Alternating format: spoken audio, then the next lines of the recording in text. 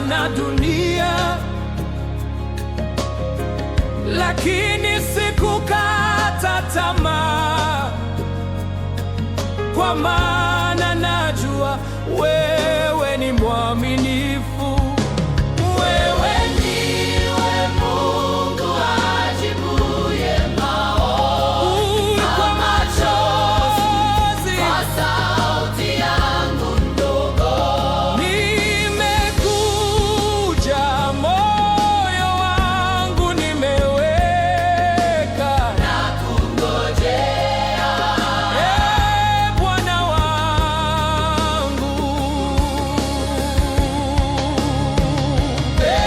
Bwana, kumbuka mtumishi wako, usinipite nikuonapo baraka.